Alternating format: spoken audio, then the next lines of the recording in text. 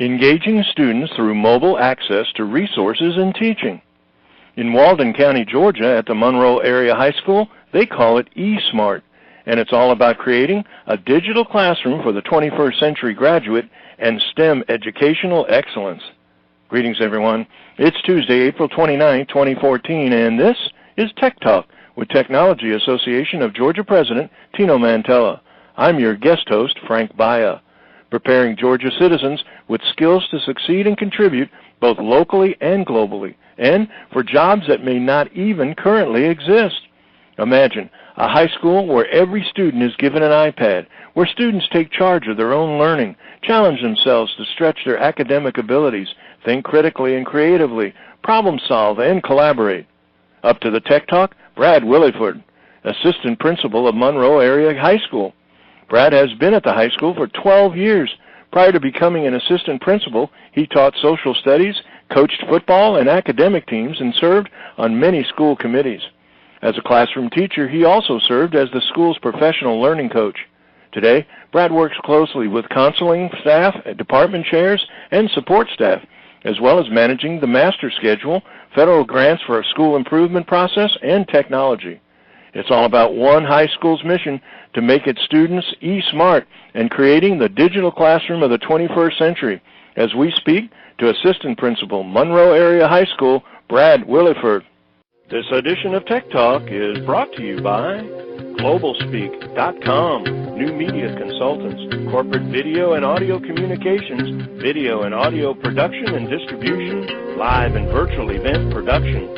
Tag TV and Tag Radio is a service of GlobalSpeak.com, creatively delivering powerful marketing, video, and audio solutions. Brad, welcome to Tech Talk.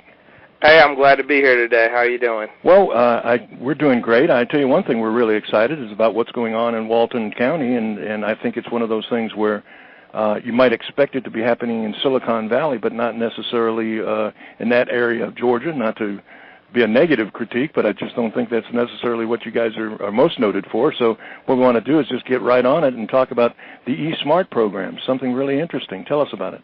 Sure. Here in Walton County Public Schools, we have an initiative called the eSmart, which is engaging students through mobile access to resources and teaching.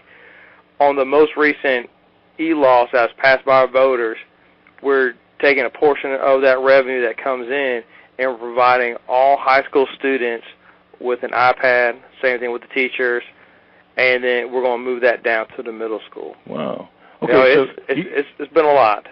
Talk a little bit about e-laws. What were you talking about there? There was obviously a campaign to address it from a taxpayer standpoint? Yes, sir, and we put the word out, not just the school, but really the community. They got behind it.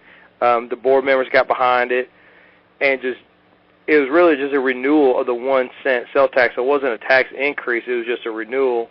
I believe it was either the fourth or fifth renewal of that e-laws, and we got super excited about it. And our superintendent, when he came up, just like people of our generation older, not having a lot of technology, he saw what was coming around the corner. He wanted to best empower our students and our educators here in the county to do some great stuff. Well, that sounds obviously cutting edge in terms of there's a lot of more populated, more tax incentive-based counties and locations around the state that I don't think are even remotely trying something like what you're talking about doing. So, again, hats off. Let's talk about how it's changed things. How does an iPad change your instruction, for example? All right. Well, with the iPad, the teachers, they first got the iPads back in November 2012, and at that point, we used some of our technology resources organically to our school system, some of the trainers, and also we partnered with the University of Georgia Education Technology Center, and they brought trainers, and they really have tried to help our teachers to see the iPad not as a replacement for the textbook, not as a replacement of the teacher, but as a really powerful tool that can be used for the students. One of the things that's happened is we have the younger staff members or more adventuresome staff members. They jumped on it. They were fired up, ready to go out the gate. We've had other teachers that were more kind of laggards or Luddites who struggle with that transition, but we're really proud of the progress they've made, and they've turned it around. One thing that's happened in instruction is our teachers, they use different online platforms such as Moodle or Edmodo to house their curriculum. And when they put it up there, the kids, they can then, anywhere they have Wi-Fi access, or if they're on a regular computer in the computer lab or at home or something like that, they can pull things off and they can work on it and then send it back.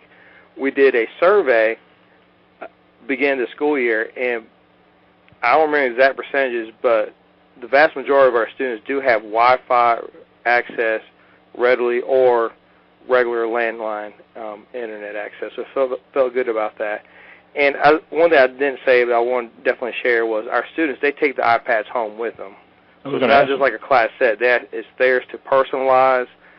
We do have some software on there put on by the school system to limit what they can do and where they can go on the internet. Everything is run back through the school's filters, but we felt like it was really important for the students to take it home to do things there. And that's allowed the teachers then to start migrating themselves towards what they call a flipped classroom, where instead of just coming in, the teacher lectures, watch videos and talks, and then the kids go home and do their homework problems, we have some teachers who are trying to do the opposite of that, where the kids come in, they spend time practicing, they go over things, and then that way they can go home and they can then go through some PowerPoint slides at home or do a video link to Khan Academy, things like that. Amazing. That's really great. One of the things I think maybe our listeners would be interested in, geographically locate Walton for us so that we get an understanding. What I'm looking for would be, you mentioned dial-up, high-speed connectivity has got to play a factor. You did a survey, and obviously the response came back pretty positive, but geographically, where are you located? Sure. We are, Walton County is about halfway between the Metro Atlanta and Athens area.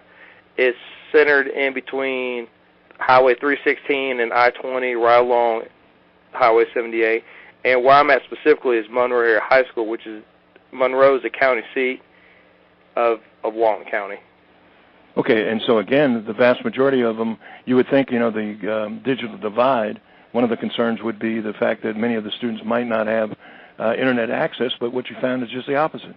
Yes, sir. And that's what we as in the school system, we talked with the Monroe Utility Department, who provides internet service here within the city limits, and we found out that we have a lot of solid Wi-Fi access for our students there, not just at their homes, but in local community areas such as like a McDonald's, Chick-fil-A, library, and then out in the rural areas, same thing. And for our school system that serves Walton County, we're almost as large as Cobb County geographically, but we have far fewer students. We have 3 high schools. All 3 high schools are set up the same as far as everybody's getting the iPads. And when the survey went out, we found that across the county, the vast majority of students, they do have good connectivity, which has been great. Well, I'm interested to hear what the reaction has been. I'm assuming that you mentioned some of the things that the teachers are doing. Focus a little bit on the students. What kind of feedback are you getting from them? Sure. The students, they've definitely enjoyed having the iPads. One thing that I've noticed while I'm out there in the morning duty and cafeteria duty at lunchtime, it's a lot quieter because the kids are on their iPads. They might be reviewing flashcards. They might be playing Clash of Clans. They might be doing something, but the noise level has definitely decreased. But as far as the students, their engagement, they're finding things all the time to share with the teachers, to share with their students. One of the things that the students do is they can take an assignment and they can use different apps like Notability, and they can do whatever they want to do for their notes, and then they can send it right back to the teacher using Dropbox or and imagine Google that's a two-way street in terms of alerting and providing information or reminders about things like tests or something like that. Yes, sir. Yes, sir. And it was partnered with this is trying to have the students take more ownership of their learning, of their engagement. Is there an incentive in terms of, like, for example, keeping up your grades, making sure your homework is done as far as keeping it, or has that been addressed at all? No, sir. It's not a unique incentive for that, but we have had our online grade book for several years now where the kids and the parents, they can look at the grades pretty much, real time as far as when the teacher puts in the assignment. And now that all students have iPads, it's kind of taken away a little bit of that excuse, like, oh, I didn't know this was my grade, or, gee, Mom, I had no idea I was not doing so well in class. Really strong. Okay, now we covered a little bit about the students. Get more specific about the teachers' reaction. You mentioned Luddites before. Has the culture been adapting quick enough and embracing the new technology? Overall, absolutely. We still have some teachers that have come out of their shell, and so now they're trying to figure out what is that they can do. And it's really easy for the advanced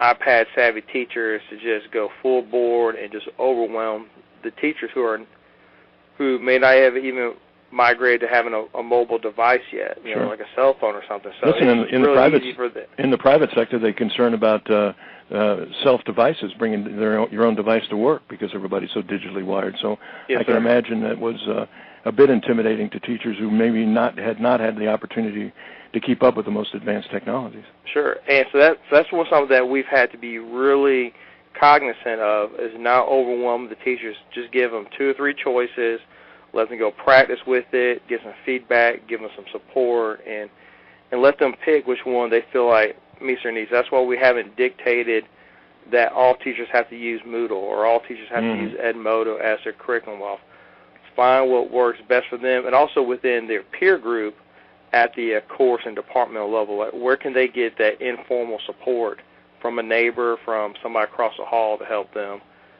stay on track with that? Is there a time criteria performance in terms of the initiative itself? When does it begin? When is it over? Or do you see it as just the beginning of an ongoing and continuing evolving maturation of the technologies?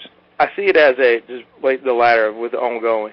When we set up the e-loss, and I've served on the committee for the school system to help plan this.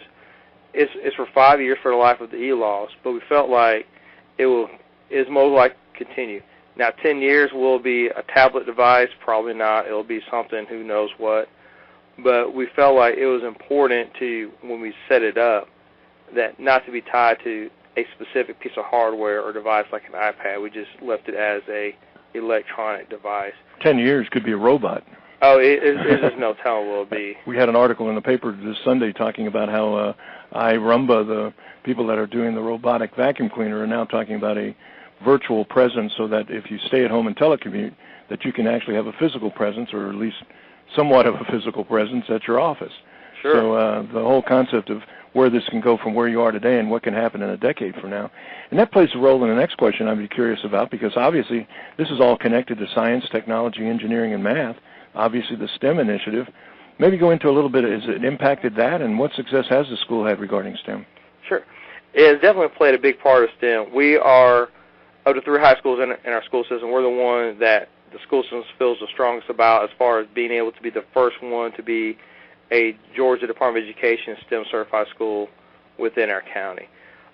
So the iPads play a piece of that. Our engineering program that we have, they've had a lot of success. They've won 4 state titles in this past year. They slacked off and came in second.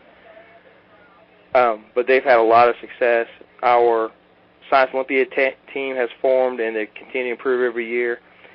And with the iPad specifically, one thing that we have done is, instead of just having you think about the traditional office aides in the school setting, we actually have students who serve as tech aides, and they work with our media specialists to help students figure things out on the iPad. If they're having a hard time accessing an app, or something gets locked up, or just any kind of software issue or app issue, password kind of thing, they're the ones that take care of it. And that's been a great benefit for them, because they're gaining a lot of technical experience, things that they could then either just simply... Well, the collaboration in the community is getting work ready, really, because a lot of that, they're going to find that same in a private sector or even an academic environment if they pursue education. Yes, sir. So it's something where they can, it could be a really solid bullet of saying that they've had this many hours, helped this many people, something, or they can then parlay into a part-time job when they go to college to then go into something else in the workforce. Well, and you're embedding the technology into the community spirit of the school. I mean, that's really neat. Well, what's next? Brad, I know that you mentioned 10 years, but talk a little bit about what's next for the school, STEM or other related. Sure. Well, right now, today on April 28th, we're doing our big STEM fair. It's the first one we've done at our school. We have over 20 different outside people who are coming in from local businesses like CSX and Precision Planning Incorporated to area colleges. We got military recruiters coming in. We even have different government agencies being represented. And that's really trying to help the students see what they're doing now, seeing what older people, not older as necessarily age, but their future selves, what they're doing with STEM and what the educational opportunities are, what are the career opportunities are dealing with technology. We're super excited about that. Like I mentioned earlier, we're on the process. It's a multi-year process of becoming a STEM certified school here in the state, and we're super excited about that. And one more thing that we're doing for next year is we're adding a STEM research class. So instead of just being a traditional class, they will do research specifically tied to STEM, do a lot of performance-type tasks, and this is going to be, I think, a lot of fun for those kids that decide to take that challenge on. Well, there's so much talk about the rural markets and the broadband initiative and keeping up with the digital economy, and it really kind of makes the point where you can bloom where you're planted. What you guys are doing in Monroe could be done in Metro Atlanta, and probably in some cases isn't necessarily. I'm sure you wouldn't want to say that, but the other side of it is I think our listeners heard some pretty fascinating things about an area which they probably wouldn't have expected so much going on, such advanced things going on. Brad, yes, thank you so much for the things you're doing. Good luck on today's fair, and thank you for taking time out of a busy schedule to join us for a few minutes on Tech Talk. Hey, I sure do appreciate it. I want to thank everybody out there in the TAG audience for listening in.